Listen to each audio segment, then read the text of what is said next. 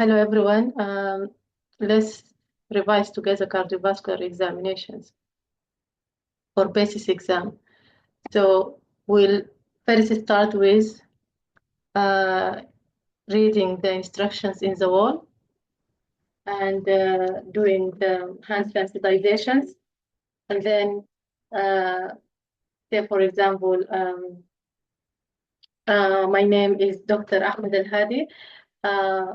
Are you John, 65 years old? Nice to meet you, John. Would it be okay if I examine you? Thank you so much. So I'll start by having a general look from the end of the bed, and you need to explain yourself to the patients.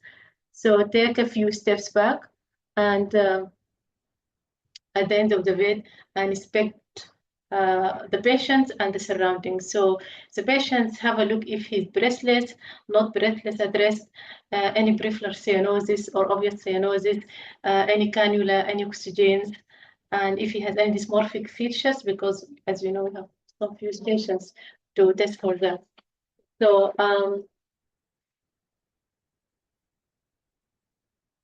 while you are in the legs, just to save some time, examine for lower limb edema.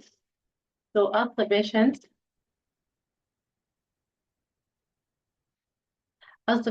do you have any pain in your legs?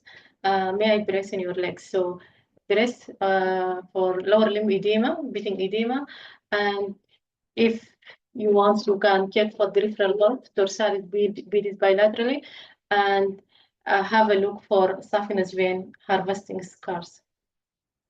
After that, you need to proceed to the hands. So we always, in any examination, we start from the hands, okay?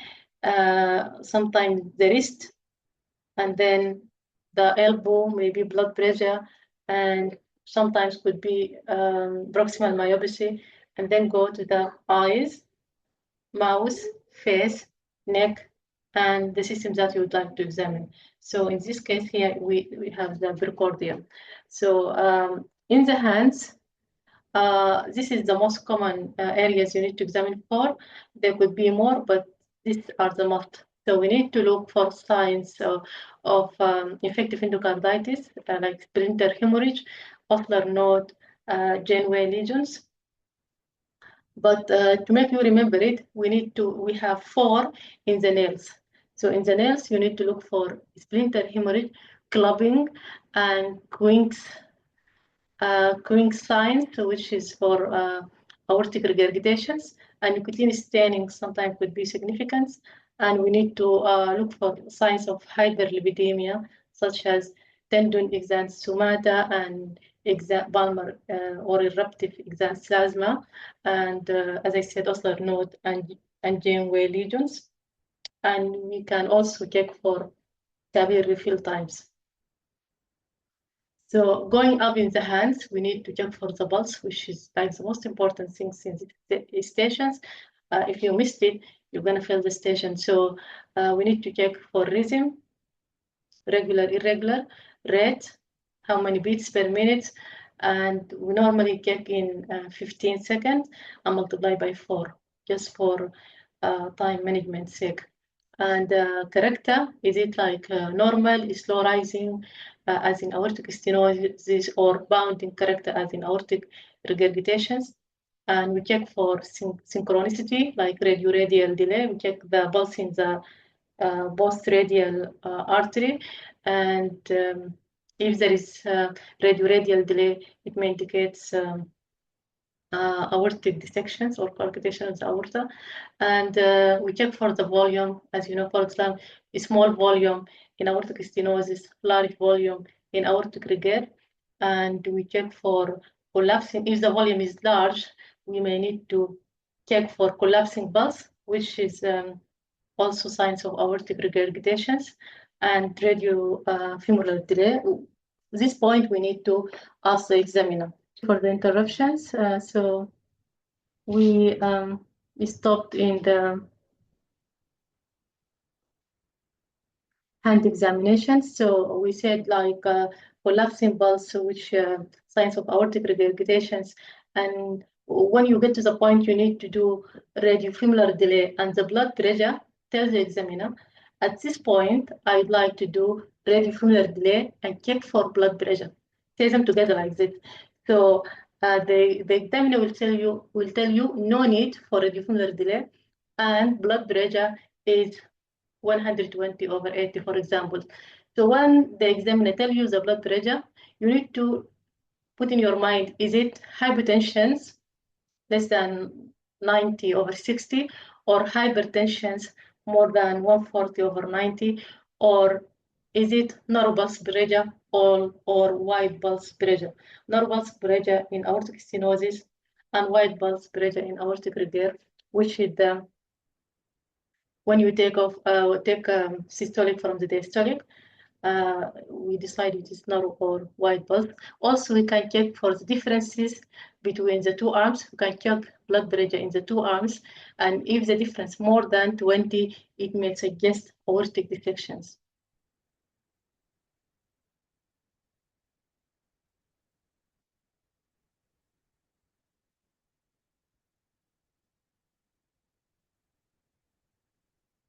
Right, so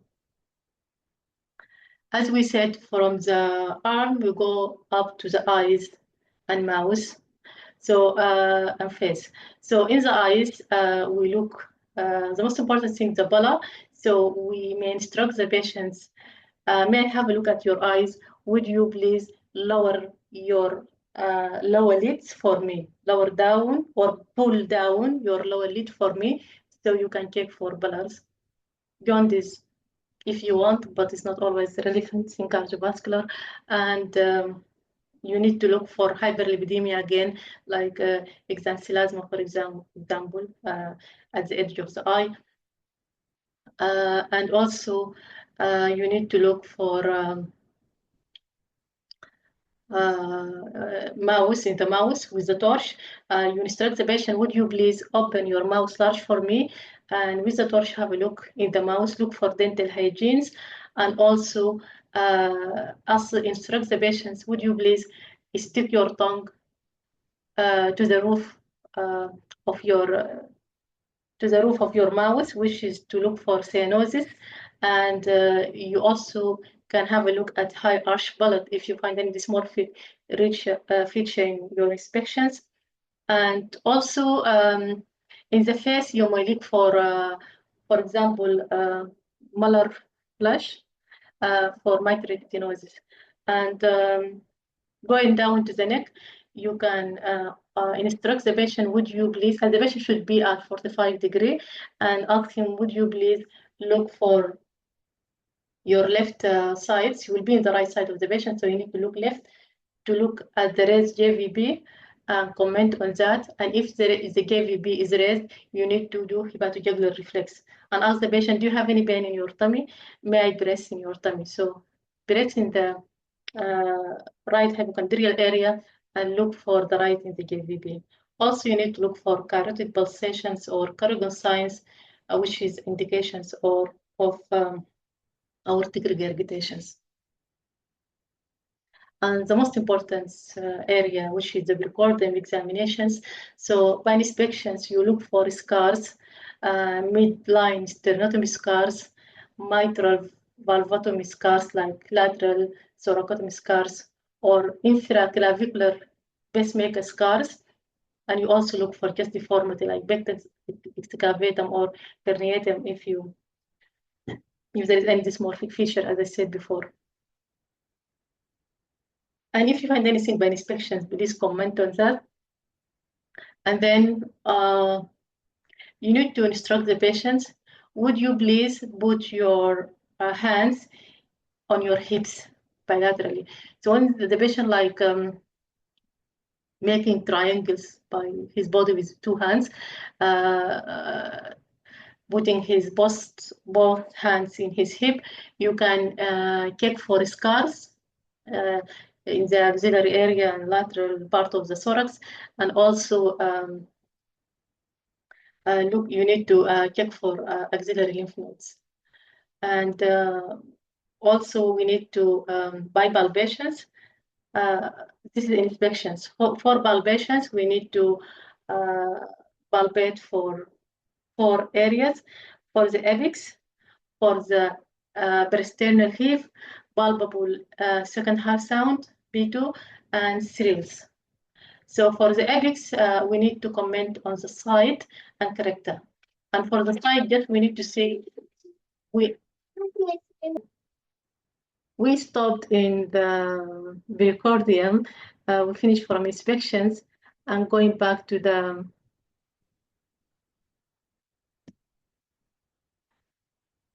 palpation. We said we palpate the apex and we comment on the site and character. For the site, just we can say the apex is displaced or undisplaced. Simple as that.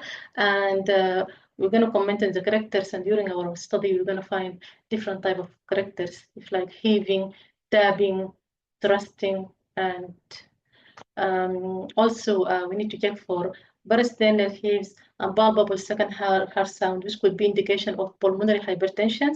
And if we find the murmurs, or we can palpate for all the valvular area where we was auscultate for the murmur, we can palpate for serials as well. And the auscultation, which is the most important part and can make you reach the diagnosis easy. First, we palpate for the first and second heart sound and comment.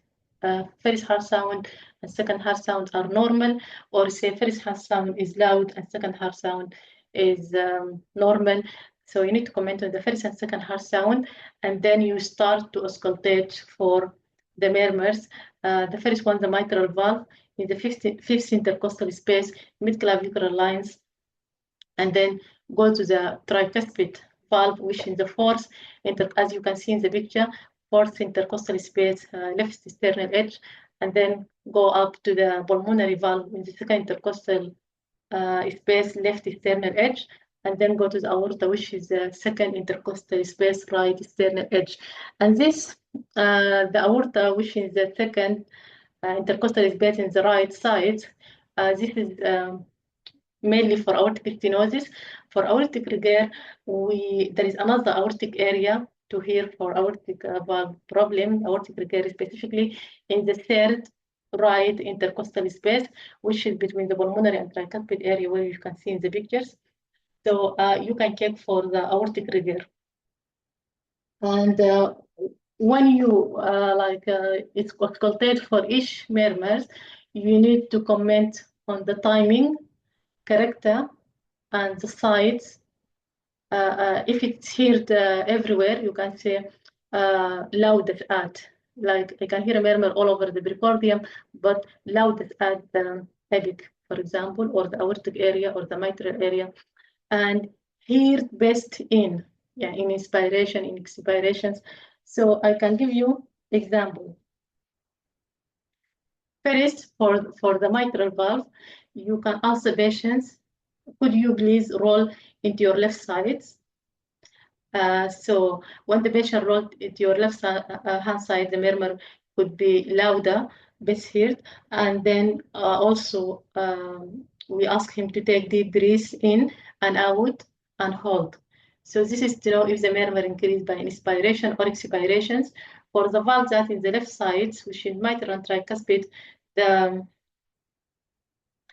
murmur increased by expirations, and the valve that on the right side, which is pulmonary and aortic, the murmur is increased by inspirations. So for the aortic valve regurg, we ask the patient to sit up. Can you please sit up for me? And again, we ask him, take the deep breath in and out and hold. And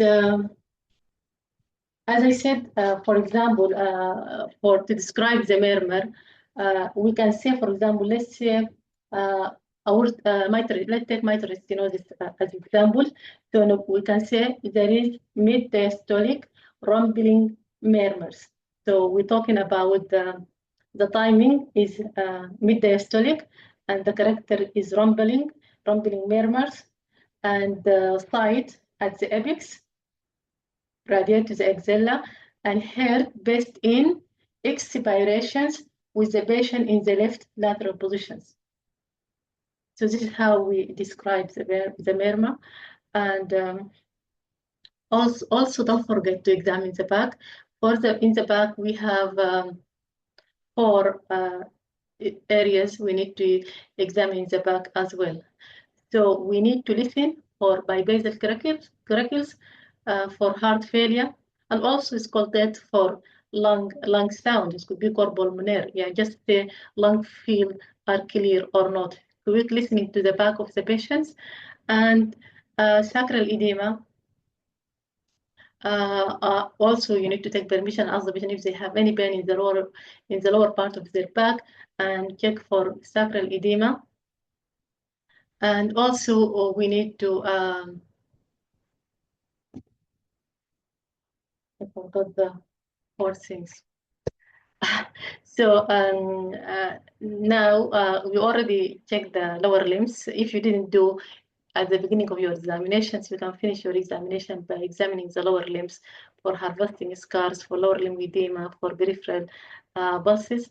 And don't forget to thank the patients, tell them I have finished my examinations, and give them the shirt you took off earlier, hand them their shirt and say, now you can dress up, thank you so much, and then turn to the examiner to tell them I have completed my examinations. Thank you so much. I hope that's helpful.